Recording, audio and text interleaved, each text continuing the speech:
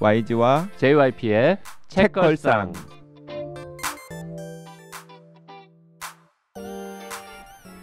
책에 관한 걸쭉하고 상큼한 이야기. YG와 JYP의 책걸상이 찾아왔습니다. YG 강량구입니다. JYP 박재영입니다. 이번 주에는 임명묵 작가의 신작 러시아는 무엇이 되려 하는가를 함께 읽어보고 있습니다. 임명묵 작가님 어서 오세요. 안녕하세요. 2년 전에 출연했을 때 그 방송을 듣고 댓글을 많은 분들이 남겨주셨는데 우리 PD가 열심히 찾아왔습니다. 그때 어떤 댓글이 있었나? 그 이후에 방송 안 들어봤죠? 저 들었는데요. 다 들었는데요. 아니 본인 출연하는 거 말고 그 다음 방송. 그럼 당연히 안 듣죠. 그러니까 또 당연히 안 들을 것도 뭡니까? 자기 출연하는 방송만 정말 들어봤을 거 아니에요. 그 이후에 저희가 방송에서 읽은 것도 있고 안 읽은 것도 있을 것 같은데 그때 달린 댓글 몇 개 소개하겠습니다. 대포소님, 두 분의 부러움과 대견함 가득한 감정이 오늘처럼 적나라하게 드러난 적도 없었던 것 같아요. 꼭 짚고 가야 할 주제들을 청년의 예리한 비판 의식으로 일갈한 책이라는 생각이 들었습니다. 지금의 청년들을 보면 안타깝고 미안한 마음뿐입니다. 암울한 사회에서 발버둥 쳤지만 그래도 성장 시대의 혜택을 만끽한 기성세대가 노력한 만큼 성취할 수 있는 사회를 만들지 못했습니다. 초연결 사회의 이기를 최대한 활용하여 예리한 울림을 주신 임명묵 작가님의 활동이 기대됩니다. YG님, JYP님 앙상하게 전해주셔서 꼭 읽어봐야겠습니다. 이건 무슨 말일까요? 이건 맥인 거죠. 네. 우리가 방송에서 책을 제대로 소개를 못했다 이런 뜻인 것 같죠? 너무 수박 겉핥기로 소개를 한 것 같다. 뭐 이런 느낌 아닐까요? 네. 밀크티님도 두 분의 호기심 가득한 목소리로 질문하시는 거 너무 귀여우세요. 그러나 오늘도 게스트는 할 말을 다 못하고 가는 것 같은 기분은 그냥 기분 탓일까요?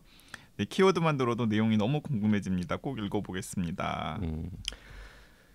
그때도 말을 좀 YG가 많이 한 모양이네요. 네, 제가 그래서 지난 시간에도 그 말 줄이겠다라고 약속을 했고 이제 오늘도 임명목 특강 시간으로. 자, 션최님, 개인적으로 올해 상반기 최고의 책으로 선정했습니다. 제 친구 2명에게도 선물했다고. 네, 감사합니다. 댓글 남겨주셨습니다. 현채님 빈말 안 하시는 분이거든요. 네.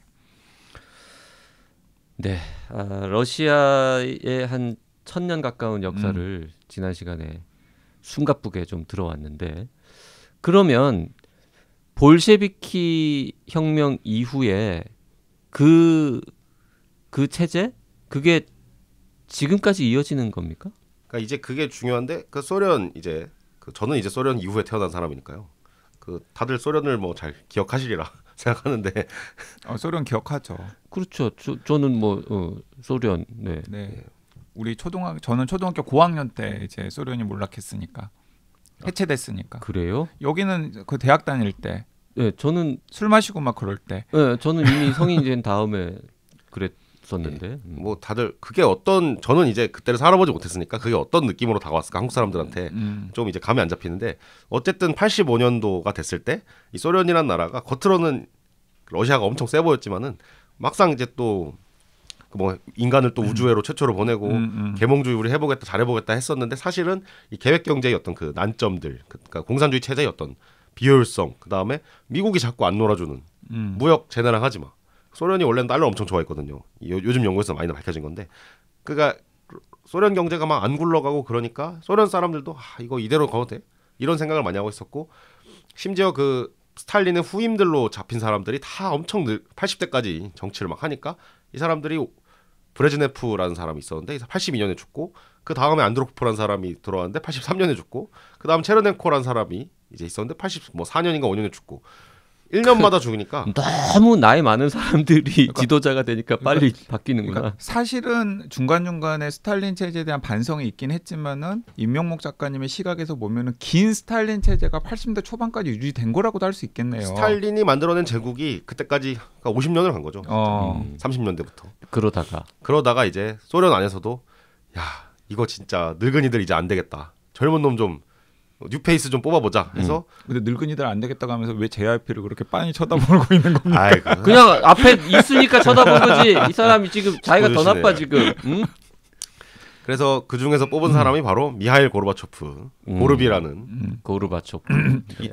그 기억나죠? 고르바초프는 80년대 중후반에는 진짜 슈퍼스타였었잖아요. 전 세계적인 스타 아이돌급이었죠. 네, 드디어 저 철의 제국이 저 한 사람의 그 개혁 성향의 성각자 때문에 바뀌는구나. 뭐 이런 거의 식의 느낌. 세계사가 저 사람 때문에 바뀐다 이런 네, 느낌을 네. 받았죠. 뭐 실제로 그랬습니다. 정말 이상한 사람이었고 아직까지도 제가 이해를 못하는 사람인데 이 사람을 이제 연구한 어떤 그런 그 책들을 읽어보면은 이 사람의 성격이나 이런 거 어떻게 형성됐나를 주목을 하는데요. 그러니까 쉽게 말해서 이 사람은 앞선 사람들은 전쟁과 혁명을 통해서 전투적으로 단련된 사람들인데 그래서 보수주의자들이고 고르바초프는 모스크바 국립대 법대예요. 이런 말 있죠. 레닌 이후에 최초로 대학 졸업장 가진 사람이 나왔다. 소련 지도자에서. 아 진짜요? 네. 그 스탈린 이후에 그 많은 그 초프 후르스초프 뭐 하는 그 브레즈네프 이 사람들은 다 대학도 안 나온 정식 교육 과정을 못 밟았죠. 혁명과 전쟁으로 단련된. 혁명과 그 정셔핑이 뭐 그랬나? 인생이 나의 대학이었다. 뭐 그런 사람들이죠. 그 레닌 이후에 대학 졸업장을 가진 최초의 지도자가 고르바초프였다고요. 네. 그리고 이 모스크바나 상트페테르부르크 그때 레닌그라드죠. 그 지역의 이제 대학생들이라는 거는 뭐 먹물이 늘 그렇듯이 서구주의자, 강력한 서구주의 경향이 굉장히 많았죠. 그러니까 다들. 비틀즈 듣고 비틀즈 듣고 뭐 비치보이즈 듣고 그다음에 막 서구에서 날아온 잡지라든가 이런 것들 막 탐독하고. 걔네도 저 햄버거도 먹고 그랬습니까 그때? 뭐 소련에서 나름 비슷한 거 만들어 가지고 팔려 했는데 인기는 없었죠. 어쨌든 그 고르바초프도 딱 그런 사람이다 보니까 아 우리 서구 해야 돼.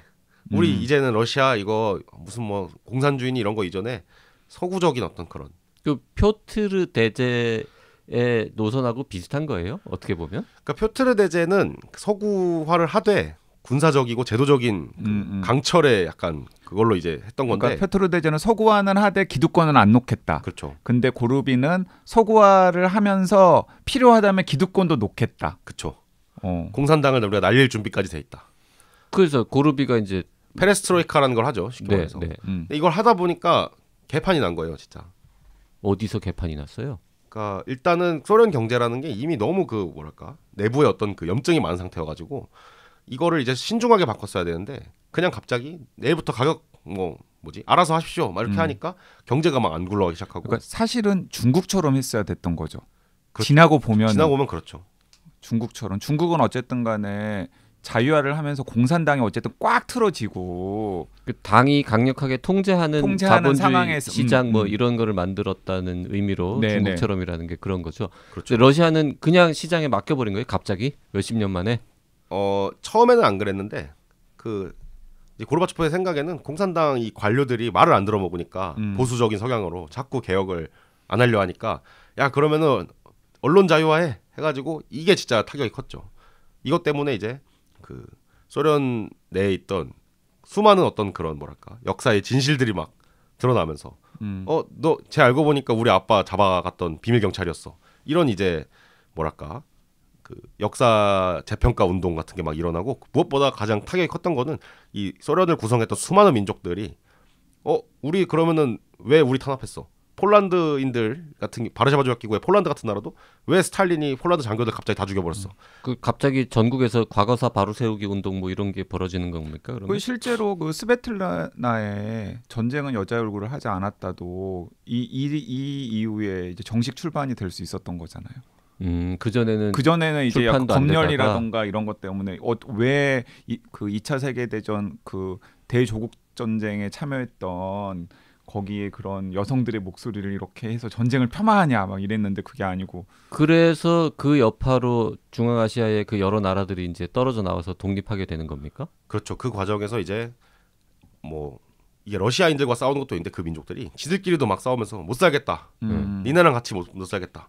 이러면서 이제 소련 체제가 막 와르르 무너지기 시작한 거죠. 그러니까 2차 대전까지만 해도 그 다양한 민족들이 다 러시아 사람이라는 정체성을 가지고 같이 으쌰으쌰해서 싸웠었는데 러시아 사람이라기보다는 그 러시아어를 같이 쓰면서 소련의 한 식구였다. 그렇죠. 소련 사람이라는 네. 느낌으로 그랬는데 고르바초프 이후에는 뭐 역사도 자꾸 다 새롭게 밝혀지고 혼란이 오고 이 와중에 그럼 우리는 독립할게 이런 목소리가 곳곳에서 나오게 된다. 그렇죠. 근데 여기서 저 그 궁금한 거 하나. 그 앞 시간에 JYP도 이제 처음에 던졌던 질문 연결이 되는 건데 그 러시족의 러시아나 우크라이나나 벨라루스는 다 같은 민족이잖아요. 그리고 또 러시아 종교회를 믿고 근데 그 연방이 해체될 때 그렇게 독립국으로 이렇게 나누어지게 된 결정적인 역사적 이유가 있나요? 이제 일단은 하나는 소련의 헌법 구조 자체가 소련이 정식 명칭이 소비에트 사회주의 공화국 연방이잖아요. 네. 그러니까 공화국들을 만들어줬어요. 명목상으로. 명목상으로. 우리는 이제 러시아 제국처럼 전제적인 나라 아니다. 니네들도 공화국 있고 그 다음에 이제 언어학자들이 막 파견돼가지고 그 우크라이나어라는 걸 얘들이 막 만들어줘요. 사실 우크라이나 사람들이 그 초반에는 그냥 우크라이나 말은 시골 말, 러시아 말은 도시 말 아니야? 이런 사람도 굉장히 많았는데 언어학자들이 막 가가지고 우크라이나어를 표준어로 만들어주고 니는 앞으로 우크라이나 말 써. 그 우크라이나어랑 러시아어랑은 얼마나 차이가 있습니까? 많이 다르긴 합니다. 많이 달라요. 근데 이제 얘기하다 보면은 통하는 정도? 스페인어하고 포르투갈어 차이 정도 됩니까? 그거 비슷하죠. 어쨌든 이제 그 과정에서 공화국들이 헌법상 독립할 권리가 이제 이거 가지고 레닌이나 스탈린 한번 싸우기도 했는데 어쨌든 독립하자면 또 할 수도 있어요. 그리고 이 정부 구조는 다 있고 여기도 그러니까 독립이 굉장히 쉬웠던 거죠. 그리고 이 공산당 지도자들이 이 연방 깨버리고 나가면은 나는 그냥 지방 지도자 주지사가 아니라 도지사 이런 게 아니라 대통령 할 수 있네? 이렇게 되니까 야 그냥 깨자 해가지고 깬 거죠. 그러니까 사실은 우크라이나, 벨라루스, 러시아가 쪼개져야 되는 필연적인 이유는 없었던 전혀 거네요. 없었죠. 근데 그 중에 그 갈라지는 과정에서 우크라이나 같이 비교적 그냥 자연스럽게 아무튼 전쟁 같은 거 없이 독립한 나라도 있고 무슨 저 카자흐스탄 뭐 아르메니아 이런 나라처럼. 근데 이쪽 저 세르비아나 이쪽 무슨 유고 연방. 유고 이쪽 동네는 지네들끼리 또 막 전쟁하고 그렇죠. 막 난리 났었잖아요. 어떻게 독립할 건지를 가지고. 그러니까 제국이라는 게 아까 말했지만 차이와 다양성을 공존하기 위해서는 이제 위계가 필요했던 건데, 그러니까 니네 서로 싸우지 마 하는 그 중앙의 권력이 필요했던 건데, 고르바초프가 우리는 서구 한번 해보겠어요 하면서 그걸 다 놔버리니까 아수라장이 펼쳐진 거고. 그 위계가 없으니까 싸우는구나. 그렇죠. 위계가 확실하게 있으면 오히려 안 싸울 텐데. 사실 중고등학교 때 저기 선생님 없으면 완전히 특히 남중 남고 같은 경우에는 그 난장판이잖아요. 그렇잖아요. 그렇죠.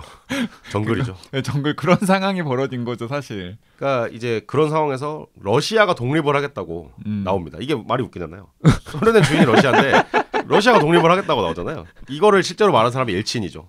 아 그래요. 그러면은 그 소련 연방 해체는 좁은 의미의 러시아도 원했던 결과입니까? 예, 러시아인들도 우리 돈 벌어가지고 열심히 일해가지고 중앙아시아에 저 못 사는 애들 퍼주기만 한다라는 어떻게 보면 좀 트럼프가 좀 생각나는 포퓰리즘이 터져 나온 거죠. 우리 영토 일부에 있는 인간들이 다 독립한다 그래서 아씨 어떡하지? 그러니까 이게 아니라 저 떨거지들은 야 니네끼리 알아서 살아 이러고 오히려 보내주는. 그러니까 사실 굳이 비유하자면 대한민국의 서울이 우리 서울공화국으로 따로 독립하겠다. 그렇죠. 그런 거랑 약간 비슷한 상황이었네요. 그러면서 옐친이 그러니까 우리가 이제 세계 지도 보면 독립국가 연합이라 돼 있잖아요. 네. 러시아 거의 포함돼 있잖아요. 네. 러시아도 명목상으로는 소련 공산당의 압제해서 독립한 나라였던 거죠. 명목상으로는. 그렇게 독립을 한 다음에 소련이 깨지고 옐친이 이제 러시아 대통령으로 91년에 이제 딱 92년 새해부터 업무를 시작하는데 이 사람도 저 그거 생각나요. 그 엘친이라는 사람이 그 고르비 개혁에 대응해가지고 군이 쿠데타를 일으켰을 때 탱크 위에 올라가가지고 영웅이 됐죠. 영웅이 된 그 저 뉴스도 JYP도 기억나지 않아요? JYP 당연히 기억나지. 네. YG가 기억하는데 JYP가 기억을 못 하겠습니까? 그 어쨌든 옐친이 그런 영웅 이 사람이 퍼포먼스를 되게 잘해가지고 이 사람이 이제 됐는데 그 되자마자 이 사람은 고르바초프보다 훨씬 더한 서구주의자였어요. 이 사람은 지식인 계통의 서구주의자가 아니라 그냥 생각이 없는 사람인데 알코올 중독자에다가 그래가지고 그냥 미국의 마트 보고 너무 놀라가지고 우리도 미국처럼 하면 안 돼 하면서 항상 그 코가 빨겠다는. 그렇죠. 네. 너무 술을 좋아해가지고 30대 중반의 젊은 관료들을 막 데려와가지고 한번 개혁 한번 해봐 하니까 30대 중반 제 나이랑 거의 비슷한 거잖아요. 제가 올해 30이니까 그 갑자기 와가지고 내일부터 진짜로 가격 자유화 계획경제 없어를 진짜로 그냥 하루 만에 해버리고 경제가 대혼란이 와버리죠. 그리고 이 과정에서 제도가 뭐 정비가 된 것도 아니고 옐친이 뭐 정무를 제대로 한 사람도 아니니까 공산당에 원래 있던 사람들이라든가 아니면 그때 발이 빨랐던 눈치 빠르고 발 빨랐던 사람들이 이제 소련의 국영기업들을 막 불화를 한다고 하니까 갑자기 그걸 막 사모은 거죠. 헐값에 이권들을 사모으고 그래서 그냥 어제까지는 동네에서 그냥 컴퓨터나 만지던 유대인 모 씨가 갑자기 수십억, 수백억, 수천억의 자산가가 되고 이 사람들이 소련의 모든 그 국가 자산들을 약탈해가지고 돈으로 다 바꾼 다음에 런던에다가 이제 딱 박아두고 그 나라를 쥐락펴락하는 올리가르이란 존재가 된 거죠. 그리고 축구팀 사고 막 축구팀 사고 그렇죠. 아니 근데 이제 상식적으로 뭐 옐친도 자기 측근들도 있고 자기 뭐 친인척들도 있고 했을 텐데 우리 생각으로는 그렇게 국영기업을 싼 값에 민영화를 시키면 나 가까운 사람들한테 줬을 것 같은데 그런 거 없이 그냥 눈치 빠른 누군가가 가져갔다는 게 이게 이해가 안 되는데. 그러니까 사실은 가능합니까? 싱가포르식으로 막 싱가포르 같은 경우에는 어쨌든 간에 그 알짜들은 다 꽉 쥐고 있잖아요. 그 정부의 권력자들과 그 친인척들이. 근데 러시아는 또 그런 것도 아니었던 것 같아요. 그냥 그 뭐랄까 그냥 무질서 총체적 무질서의 시대. 러시아가 나라가 크고 소련 체제 때 뭐가 많았으니까 체계도 잘 안 그 다 혼란한 상태였고 그러니까 그냥 아무나 막 가져갔는데 말씀하신 대로 당연히 옐친 가족들이 거기서 많은 이권을 먹었죠. 아 가족들도 챙기긴 했군요. 그러니까 사실은 가족을 그러니까 이게 내 나라라는 생각이 거의 없었던 것 같아요. 이걸 막 옐친 시대를 막 보면은. 그래서 그렇게 이제 민영화가 되고 그 올리가르히 그 과두 재벌 뭐. 네. 그 올리고 당할 때 그 올리그잖아. 그게. 네네네. 소수의 어떤 그룹이 나라를 좌지우지하는 요런 체제. 그런 상황에서 소련 때 있었던 어떤 그런 뭐랄까 성과들 같은 게 그냥 한순간에 다 날아가죠. 교수들 막 세계 소련 최고의 학자 교수들이 막 밥 굶고 그리고 막 먼저 미국이나 유럽으로 가고 예, 막 그랬겠죠. 그러면 남성 평균 기대 수명이 58세까지 떨어지고 그리고 결정적으로 또 역시 또 민주주의를 하다 보니까 민족들이 막 반란을 또 일으키죠. 왜 우리는 안 내보내주냐? 우리 러시아 나갈래. 체첸이라는 동네가 여기서 이제 뛰쳐나가겠다고 하면서 전쟁까지 이러다고 얘들이 또 러시아군을 이겨버리니까. 근데 딴 나라들은 우리 독립할래요라고 손들면 다 내보내주고 심지어 러시아가 우리끼리 살래라고 했는데 체첸은 왜 안 놔주고 그렇게 전쟁한 거예요? 그러니까 이제 그 소련의 행정구조에서 러시아라는 그 나라에 또 수많은 소수민족들이 있었고 거기서 이제 그 소련 체제를 연방을 구성하는 15개 공화국에서 해당되면 나간 거였고 체체는 그 공화국이 아니었어요. 자치주 같은 거죠. 자치주. 그러니까 자치 공화국이 있고 그 밑에 자치주가 있는데 우크라이나는 자치 공화국이었고 체체는 자치주였기 때문에 그래서 우크라이나는 원래 딴 나라니까 오케이 니네 나가. 근데 체첸 애들은 야 니네는 그냥 우리 한 식구지. 우리 식구잖아. 너희까지는 못 그리고 내보내. 그러니까 체첸까지 나가게 되면 러시아를 구성하고 있는 소수 민족들이 다 나라를 쪼개 달라 그러면 러시아라고 하는 나라 자체가 유지가 안 될 수도 있는 그런 상황이니까. 그리고 또 이 책에는 이런 얘기도 자세하게 나오는데 저는 이런 건 우리나라 독자들이 좀 인상 깊게 읽어야 한다고 생각하는데 어떤 분들은 그냥 가볍게 생각해가지고 그러니까 이게 자기 나라들끼리 이렇게 쪼개지는 게 좋지 않아?라고 생각을 할 텐데 그러다 보면 어떤 문제가 생기는 게 그 쪼개진 나라 안에 또 소수민족이 있잖아요. 예를 들자면 고려인들 같은 분들. 고려인들이 우리도 독립할래라고 아니 하면은 독립하려고 말 못하죠. 고려인들은 한 50만 정도밖에 없으니까. 50만 안 되는 나라도 많잖아. 고려인 모여 살지 않았어요. 네, 모여 살지 않고 그러니까 않으니까. 50만 정도 되는 사람이 여기저기 모여 살할 때는 그러니까 러시아나 혹은 소련이라고 하는 어쨌든 연방 제국이 유지가 될 때는 연방이나 제국의 구성원으로서 똑같은 대접을 받았는데 그 소수민족들이 여기저기 쪼개져 있는 비교적 민족적 동질감이 강한 나라에 속해 있다 보면 거기서 소수민족이 되어가지고 막 핍박받고 이런 일들이 또 생겼다면서요. 오히려 소외되겠구나. 네. 그러니까 이제 고려인들은 우즈벡 쪽에 있는 고려인들이 대표적으로 러시아어만 쓰면은 원래 다 됐는데 독립을 하니까 우즈벡어를 쓰라고 하는데 평생 우즈벡어는 배우지도 않았다가 이제 배우려고 하니까 환장하는 거죠. 그런 일들이 엄청나게 많이 벌어지고 다 설명하면 뭐 책 몇 권이 필요한 수준인데 근데 어쨌든 러시아가 그렇게 제국은 쪼개지고 남자들 뭐 58세 알코올 중독, 에이즈 창궐 막 이런 일들이 막 벌어지니까 진짜 못 살겠다면서 옐친을 도저히 안 되겠다. 그런 여론이 이제 특히 98년 모라토리엄 이런 게 터지면서 올리가르이들이 이미 옐친을 술주정뱅이로 앉혀놓고 자기들끼리 그 쉽게 말해서 해먹으면서 잘 살고 있었는데 옐친 다음 누가 해야 되지? 저러다가 러시아 공산당 이 다시 돌아오면 어쩌지? 투표로 군부가 쿠데타를 일으키면 어쩌지? 그것도 가능하죠. 그래서 믿을만한 놈, 젊은 믿을만한 우리 식구 중에 하나를 바지사장으로 앉혀야겠다. 그렇게 등장한 게 이제 푸틴인 거죠. 드디어 나왔습니다. 방송 시작하고 지금 1시간이 지났는데 푸틴 이름이 드디어 나왔습니다. 이게 앞부분 설명이 길어질 수밖에 없는 게 이거를 좀 알아야 이제 뒤에 맞아요. 그 푸틴은 그 올리가르히들이 바지 사장으로 처음 데리고 온 사람이었다. 네. 그게 90년대 말. 네. 근데 그러니까 이 사람이 바지 사장이 갑자기 진짜 사장이 되겠다고 나선 겁니까? 이 사람이 이제 KGB 출신이잖아요. 그 악명 높은. 그래서 정보기관의 수장으로서 이제 처음에 이제 임명이 되고 그 다음에 실제로 외국에서 요원으로 활동됐었던 사람이잖아요. 동독에서 주로 근무를 했죠. 네. 독일어도 잘해요. 그래가지고 이 KGB 요원 출신인 젊은 40대 49세였나 뭐 그쯤에 푸틴이 대통령이 된 다음에 바지가 안 되겠다는 거죠 자기는. 그러면서 올리가르이 내 앞에 헤쳐 모여 한 다음에 이제 정부에 충성하고 러시아 조국의 그 미래에서 니들 협조를 하면은 살려줄게. 근데 계기면은 그리고 푸틴은 생각보다는 말 훨씬 더 한다며. 아니 저 질문이잖아요. 생각보다 훨씬 더 애국자였던 것 같아요. 그렇죠. 네, 그러니까 그 앞에 엘친이랑은 약간 전혀 다른 성격의 인물이었던 것 같고 굳이 우리나라에 있는 역사적 지도자들 중에 따지면은 뭐 공과에 대한 평가는 있지만은 약간 박정희랑 비슷한 느낌도 좀 있는 것도 같고. 그렇죠. 어느 정도 그렇다고 생각됩니다. 그래서 그 올리가르히들 다 모여 이제부터는 내가 뭔가 지휘하겠다.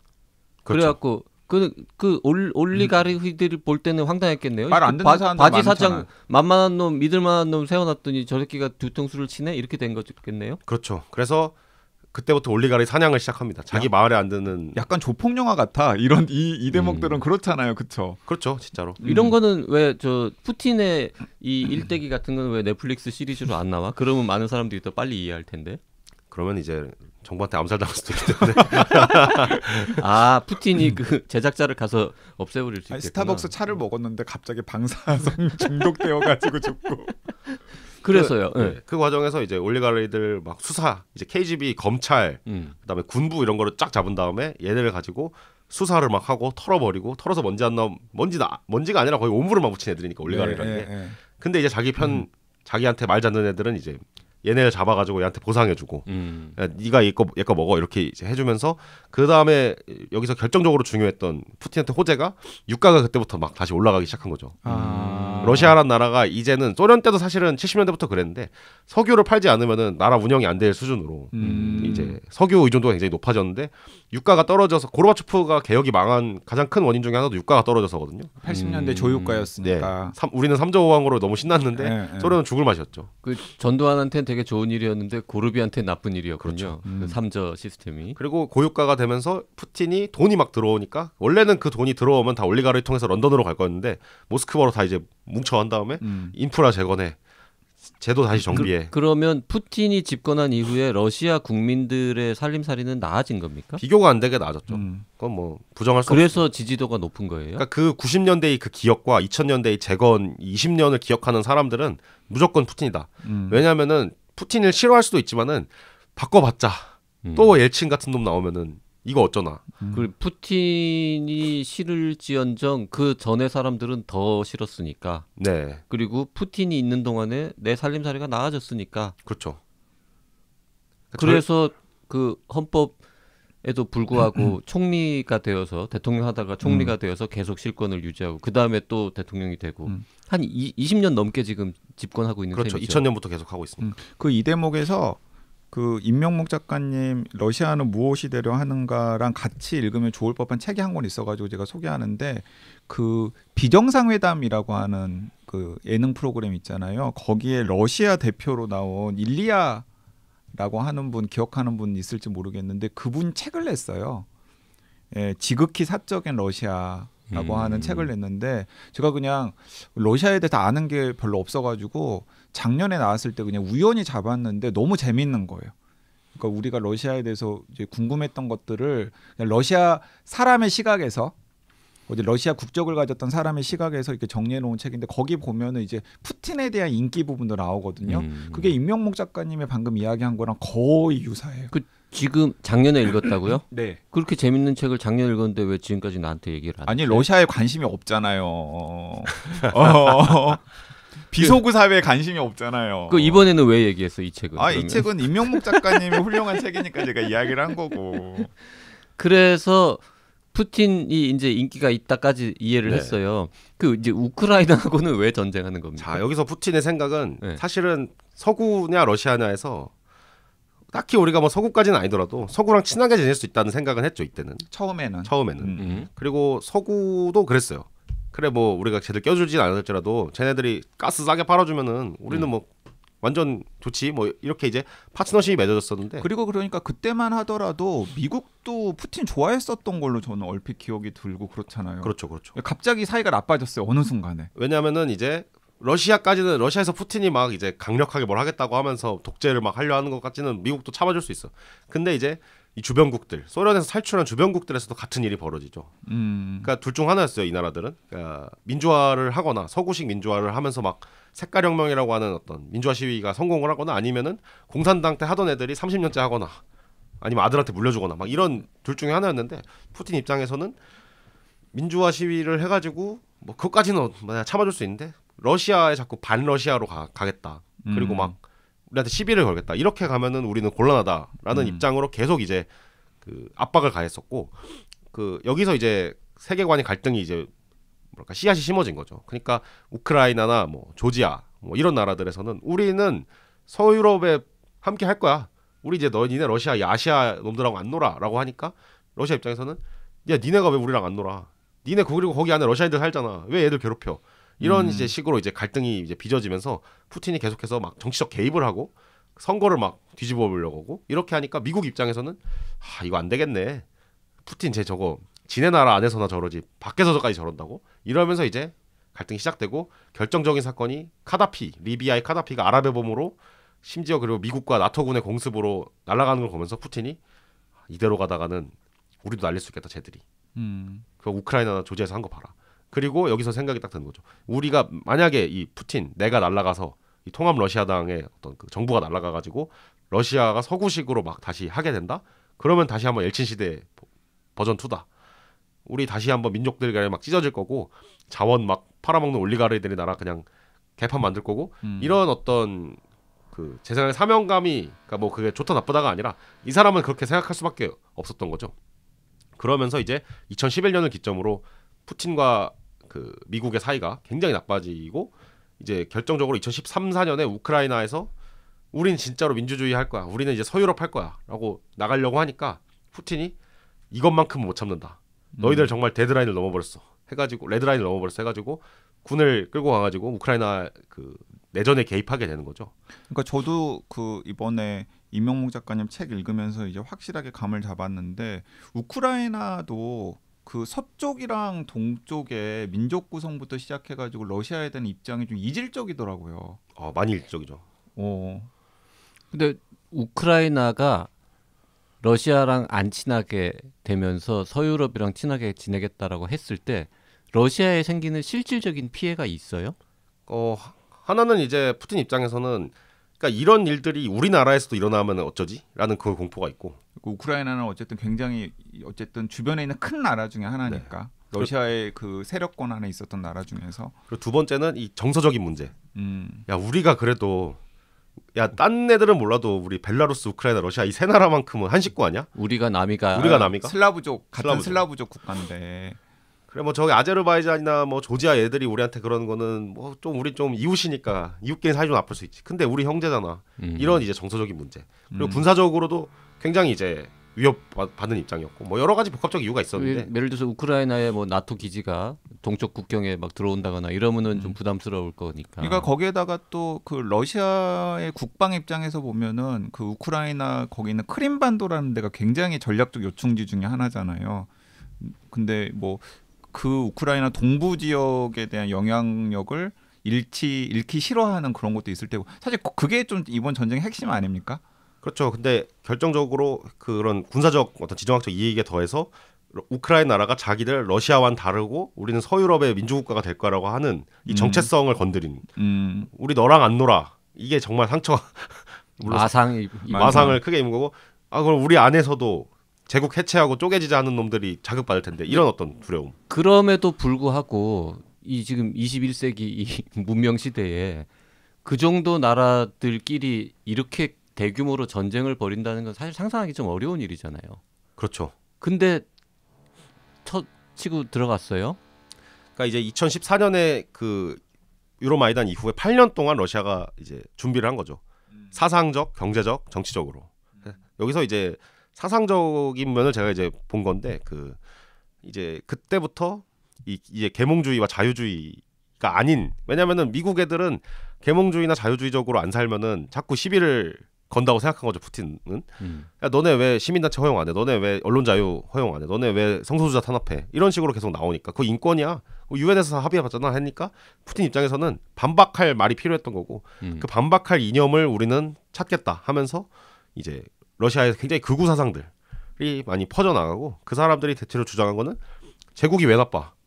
제국으로 살아야지 다들 평화롭게 잘 살지. 두 번째는 인간이 종교가 있어야 되는 거 아니야? 인간이 너가 정말로 종교를 버리고 신을 버리고 자유롭게 너 개인의 선택과 뭐 너의 개인의 막 뭐 아름다운 이성으로 네가 살아갈 수 있을 것 같아? 너 그러면은 타락하고 방종으로 물들 거야. 이런 어떤 그 사상들이 러시아에서 굉장히 많이 이제 국가적으로 이제 후원이 많이 되고 그거를 이제 전 세계적으로 전파를 하게 되죠, 러시아가. 그러면서 이제 8년 동안 보니까 친구들이 많아. 그러니까 이제 유권자가 자유로운 이성으로 정당을 자유롭게 결성해가지고 투표를 하고 정부를 교체하고 이런 것을 우리가 상식적으로 알고 있는 세계는 이렇게 돼야 되는 거 아니야? 그러니까 소련이 망하면서 당연하게 생각했던 것들을 푸틴이 이제 의심한 거죠. 의심하라고 이제 전파를 한 거죠. 야, 그러지 않고도 우리 잘 살 수 있어. 그냥 그게 자유주의의 황혼이라고 표현하신 겁니까? 그거를? 네. 그러면 이제 아까 우리 지난 방송 아주 모두에 얘기했던 자유주의, 계몽주의 그리고 뭐 그다음 자유주의, 계몽주의. 그 자유주의, 계몽주의가 이제 몰락하고 뭔가 새로운 시대가 지금 오고 있는 조짐이 그리고 있다. 뭐 굳이 거기에 하나 더 넣자면 서구식 대의제 민주주의 그리고 약간 정교 분리하는 세속주의 이런 것들이 지금 흔들리고 있는 분위기가 있고 사실 임명묵 작가님 이 책에서 그런 사상적 전환을 염두에 두어야 러시아 우크라이나 전쟁의 핵심을 또 우리가 할 수 있는 거지 단순히 뭐 지정학적인 차이라던가 뭐 아니면 푸틴 개인의 일탈 이런 쪽으로만 접근하면은 그 밑에 깔려 있는 변화를 못 본다 뭐 이렇게 생각하시는 거잖아요. 그렇죠. 그러니까 자유주의 황혼이라는 거는 자유주의 자체가 막 몰락한다는 게 아니라 89년 베를린 장벽 무너질 때 역사의 종언이란 말이 나왔잖아요. 예. 이제는 자유주의 빼고는 뭐 없다. 이거 영원히 갈 거다라고 했는데 그게 아니라 자유주의가 다시 싸우러 나가야 되는 옛날처럼 20세기에 이제 2차 대전하고 막 1차 대전하고 막 이럴 때처럼 싸우러 나가야 되는 시대가 된 거고 왜냐하면 도전자들이 나름 이제 그 어떤 생각들을 정리하고 자기 친구들을 만들어왔죠. 러시아는 무엇이 대려하는가에서 우린 서구 아니야 이제 우린 유라시아야. 우리는 유럽과 아시아를 다 아우르는 제국이야라고 한 거고 우리는 정교회 전통과 우리 이슬람도 이제 존중할 수 있어 하면서 약간 그거를 리바이징을 굉장히 잘했고 터키도 비슷한 일을 했고 인도도 비슷한 일을 했고 이란이 이거 원조였죠. 이란은 회교혁명 1979년 79년 이슬람 혁명을 통해서 우리 자유주의 계몽주의 안 해. 우린 이슬람 신정에 따라 통치할 거야. 인도는 이제 모디라는 총리가 2014년에 집권을 해가지고 힌두 국가로 만들려 하고 있고 터키는 이제 에르도안이 신오스만주의를 이제 천명을 했고 중국도 그렇죠. 그런 나라들끼리 보니까 야 너도 미국 싫어? 나도 미국 싫어 하면서 친구를 맺고 그 경제적으로 협력을 하면서 서방의 경제 제재라든가 그런 러시아에 대해서 가해진 어떤 압박들을 러시아가 피해갈 수 있는 어떤 그 버퍼들이 돼준 거죠. 이런 지금 말한 그 나라들은 다 러시아랑 심정적으로 되게 가깝습니까 지금? 그렇죠. 그리고 심지어 그 나라들끼리 무역도 하고 우리들끼리 교류하겠다라는 거고 그 자유주의의 황혼이라는 표현을 쓰려면 그 지금 얘기한 이런 여러 나라들이 택하는 노선에 대해서도 뭔가 이 명명이 돼야 될 거 아닙니까? 걔네 뭐라 그래? 무슨 주의? 그 저는 이제 신전통주의라고 생각하는데요. 신전통주의라고 임명묵 작가 본인이 지금 명명한 거고 뭐 세계적으로는 아직 그런 용어가 없습니까? 네, 아직은 없습니다. 그러니까 몇 가지 특징들이 있는데 대비를 시켜보면은 그 서유럽이나 미국 같은 경우에는 개인의 자유나 개인의 정체성이 훨씬 더 중요한데 이 신전통주의 임명묵 작가가 임명한 이런 나라들에서는 공동체의 안이 그리고 그 공동체의 정체성 이런 그렇죠. 것들이 훨씬 더 중요하고 그 공동체의 정체성에는 종교적 정체성일 수도 있고 민족적 정체성일 수도 있고 국가적 정체성일 수도 있고 중국 같으면 뭐 당이 영도하는 뭐 정체성일 수도 있고 이런 것들이 훨씬 더 중요하고 그 다음에 여기서는 뭐 언론의 자유라던가 아니면은 뭐 그 상업의 자유라던가 뭐 여러 가지 것들이 이제 그냥 우리가 프랑스 혁명 이후에 그냥 당연하다라고 생각하는 그런 여러 가지 것들이 있잖아요. 근데 여기는 공동체의 안녕이나 혹은 공동체의 정체성을 해치는 범위 안에서는 약간 그런 것들을 침해할 수도 있다. 그리고 그게 이상한 게 아니다. 그렇죠. 예, 그리고 또 이쪽에서는 1인 1표의 대의제 민주주의 그리고 그 대의제 민주주의에 따라서 정권 교체하는 게 당연한 건데 여기는 아니 그래봤자 트럼프 같은 애가 대통령이 될 건데 그리고 이상한 정당이 대통령이 될 건데 뭘 그런 걸 하냐. 똑똑한 정당이나 혹은 리더십이 있는 지도자가 천년만년 다스려도 공동체의 안이라든가 공동체적 정체성을 지킬 수만 있다면 용인할 수 있다. 그렇죠. 네. 근데 또 특이한 건 뭐냐면 그런데 우리는 시장은 좋아. 돈도 좋아. 또 이런 그러니까 제가 지금 얼추 그냥 분류한 게 그냥 대충 맞습니까? 정확히 말씀해 주셨습니다. 예, 예. 그 임명묵 작가가 책에 써놓은 거를 YG가 지금 요약을 잘한 겁니다. 네. YG 생각은 아니고요. 지금 네, 제 생각은 아니고요. 예, 제가 근데 그런 식으로 요즘에 이제 그 고민을 하시는 분들이 많이 있는 것 같더라고요. 왜냐하면 너무 이해할 수 없는 일들이 벌어지니까. 근데 혹시 푸틴이 그냥 저 우크라이나 곡창지대고 거기 뭔가 여러 가지 자원도 많고 그리고 군사적으로도 필요하고 하는데 저 새끼들 말 안 들으니까 그냥 저 침공을 해놓고 약간 이런 이념적으로 우리가 이러이러한 것 때문에 하는 거다라고 명분 쌓기 식으로 주장하는 건 혹시 아닙니까? 2014년에는 그랬을 수 있죠. 2014년에 이제 유로마이단 때 돈바스 개입하고 크림 뺐을 때는 일단은 상황 급하니까 빨리 들어가가지고 챙길 거 챙겨라고 했을 수는 있다고 봅니다. 근데 이제 2014년에 그 다음에 경제 제재를 어마어마하게 지금에 비하면은 뭐 작지만은 어쨌든 어마어마하게 먹은 상태에서 이 자구책을 또 생각하지 않을 수 없겠죠. 그래서 뭐 어쨌든 이념적으로 그렇게 무장이 된 거다라는 해석이라는 거죠. 그렇죠. 그 신전통주의, 뭐 네오 트래디셔널리즘, 뭐 이런 용어를 빨리 영어로 논문 써가지고 해요. 그 혹시 알아요? 그 전 세계에서 이 용어 처음 쓰신 맞아요, 분 임명묵이라고 하게 될지. 뭐 사실은 뭐 비슷한 말을 하는 사람이 없진 또 않아서 어쨌든 이 신전통주의에서 생각하기로는 이 우크라이나가 1인 1표 대의제 뭐 특히 성소수자 문제가 엄청 민감한데 러시아에서는 저런 건전한 가족을 해치는 저거는 용납할 수 없다.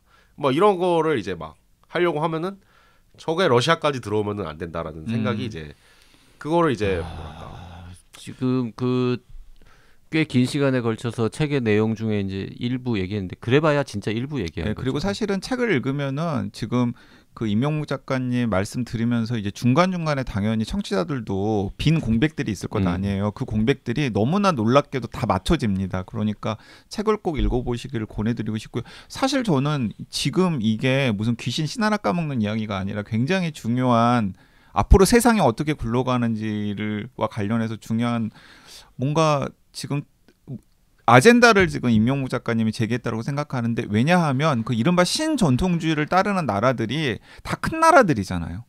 중국, 인도, 러시아, 터키 다 왕년에 제국을 영위했던 나라들이고 큰 나라들이고 그 나라들만 따로 독립해도 한 세계 인구의 한 3분의 2 정도 아닌가요? 그럴 것 같습니다. 거의 3분의 2 정도. 인도, 중국이 들어가니까 일단 둘이 합치면 한 반 가까이 되니까. 세계 인구의 3분의 2고 그다음에 그런 나라들이 이렇게 깃발 들면은 중앙아시아에 있는 나라들이나 동유럽에 있는 나라들이나 예를 들어 일부 남미에 있는 나라들 같은 경우에 그런 나라들에 나는 차라리 저기 붙을래 그러면은 세계의 한 3분의 2에서 4분의 3 정도가 우리가 익숙한 질서와는 전혀 다른 질서로 재편이 되는 거고 더 문제는 북한이 지금 거기 끼려고 하는 거잖아요. 그렇죠. 북한은 거기 끼워보고 싶어요. 북한이랑 너무나 그게 맞는 거니까 지금. 그리고 이제 서구 안에서도 신전통주의자들이 있기 때문에 그렇죠.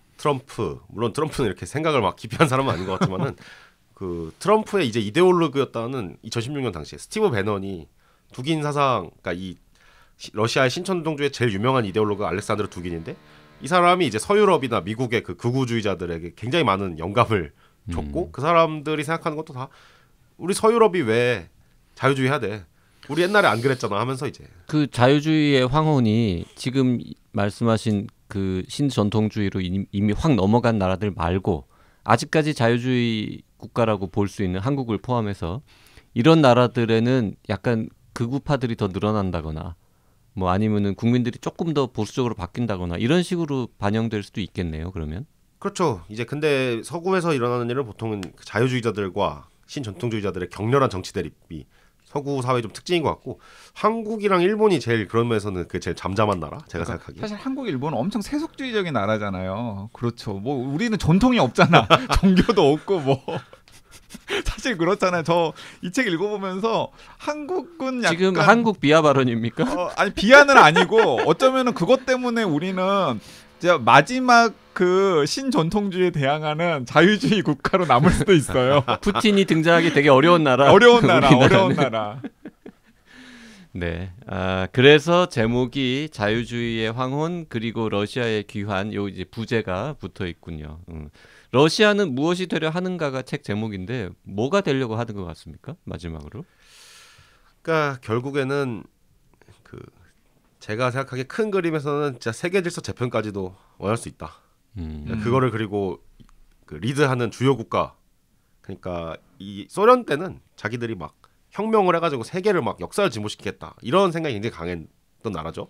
러시아인들에게 그 사명감, 세계적 사명감이라는 게 굉장히 면면이 흐르는 의식 중에 하나인데, 근데 이제 지금 러시아가 원하는 거, 러시아가 되고자 하는 거, 특히 푸틴과 그 주변 사람들이 원하는 거는, 그러니까 이 세계 질서는 강대국들로 문명을 지키는 강대국들로 구성해야 되고, 러시아는 자신만의 이 권역을 보장받는 강대국의 하나로 남아야 된다. 그러려면 우리는 전쟁도 할 수 있다. 그리고 그 내용은 정교회와 제국의 전통이 될 것이다. 그런 걸 되고 싶어하는 것 같죠, 러시아가. 그러면 러시아 우크라이나 전쟁은 안타깝지만 쉽게 안 끝나겠네요. 그렇죠. 게다가 그 미국이 이제 전선이 너무 많아져서 각지의 또 신전통주의자들과 또 싸워야 되잖아요. 네. 하마스, 이스라엘. 사실 네타냐후도 신전통주의자인데 거기는 네. 이제 서로 다른 정체성을 가진 전통주의자들끼리 또 붙은 거니까. 그렇죠. 거기는 그냥 전통주의자들끼리 붙은 거 아닙니까 지금? 신전통주의라기보다는 그냥 전통주의자들. 그리고 이제 대만에서도 지정학적 위기가 있으면 사실 서구 진영이 이제 군사적 지원을 우크라이나에 얼마나 더 계속 지속할 수 있을지가 굉장히 사실은 불투명해지고 그러면은 전쟁이 굉장히 또 오래 가면서 점점 러시아에 어쨌든 유리해지는 방향으로 많이 지금 갔죠. 근데 참 이게 불공평한 전쟁인 게 그 이 책에서도 이제 임명부 작가님이 최근에 러시아 여행했었잖아요. 러시아 사람들의 삶은 비교적 평온하대요. 전쟁터에 나간 군인들 빼놓고는. 그러니까 전쟁터가 아니니까. 그러니까 대부분의 땅은. 이제 우크라이나는 전쟁터여가지고 너무나 지금 아픔을 겪고 있고. 근데 저 마지막으로 한 가지 질문. 푸틴 건강 이상설 계속 나오잖아요. 근데 푸틴이 만약에 그거 물어보는 거예요, 임명국 작가한테? 그러니까 푸틴이 만약에 갑자기 지금 역사의 무대에서 사라지면은 아하. 그 러시아의 지금 신전통주의적으로 가려고 하는 흐름에 제동이 걸릴 가능성도 충분히 있지 않을까요? 근데 보통 푸틴에 대해서 많이 하는 말은 푸틴 없으면 더 센 놈이 나올 수도 있다. 오히려 푸틴이 현실을 그래도 좀 아는 사람이라서 이 밸런스를 잘 맞추는 사람이라는 평가가 또 있어요. 그러니까 세간의 사람들이 생각하는 것과는 다르게. 근데 푸틴이 어쨌든 뭐 어떤 이유로든 없어지고 나면은 무슨 일이 벌어질지는 사실 아무도 모르는데 그게 러시아의 가장 큰 뭐랄까 불투명함이죠. 푸틴 개인에 의존하는 게 너무 큰 나라가 돼버려가지고. 푸틴의 건강 상태에 대한 정보는 없습니까 혹시? 후보 1급 극비 아니겠습니까? 그리고 그거 이제 의사 선생님이 잘 아실. 아니 그리고 또 섣부르게 이야기하면은 또 여기 잡혀갑니까? 또 여기 방사성차 맞을 수 있어요. 뭐 러시아에서는 근데 이런 말 많이 하죠. 푸틴 건강해설 서구 뉴스에서 많이 나올 때마다 바이든 보고도 니네는 어떻게 그런 소리 할 수가 있냐. 바이든 보고. 진짜 근데 너무 다 나이 드신 분들이 많어. 이번 주에는 임명묵 작가의 신작 러시아는 무엇이 되려 하는가에 대한 이야기를 나누었다기보다는 일방적으로 작가님한테 거의 강의를 들은 시간이었습니다. 근데 저는 많이 배웠고요. 저는 이 책 좀 많이들 읽었으면 좋겠어요. 네, 그리고 저는 이제 책을 읽으면서도 약간 좀 불확실했던 부분 오늘 이제 설명을 추가로 들으니까 더 잘 이해를 할 수 있게 됐고요. 좋은 책으로 2년 만에 다시 출연해 주셔서 감사하고 지금 뭐 계약은 많이 돼 있으니까 다음번에 또 좋은 책 나오면은 저희가 초대하도록 하겠습니다. 그 K-팝 책 나오면 그때 K-팝 책 나오면 K-팝 스타 하나 데리고 나올 수 있습니까? 아쉽게도. 그럴 수는 없는 걸로. 지금 입덕하신 분은 누굽니까? 저는 이제 계속 원래 그 이달의 소녀 팬클럽에 이제 이달의 소녀 팬클럽. 이달의 소녀가 팀 이름이에요. 약간 마니악한데 이달의 소녀. 그게 사실은 이제 유라시아 문명의 회귀라고 저희 친구와 함께 이제 논문도 준비 중인데 뭐 이달의 소녀가 팀 이름이에요? 팀 이름입니다. 아, 네. 그 처음에 런칭할 때 매월 한 명씩 이렇게 공개하면서 뭐 그랬죠. 진짜 잘하시네요. 잘 알아요 저. 와, 이거 진짜 그 정말 뭐랄까 매니악한데 말 그대로. 특이한 분들이에요. 네. 임명목 작가님 오랜만에 감사합니다. 여기까지 하겠습니다. 네 감사합니다. 감사합니다.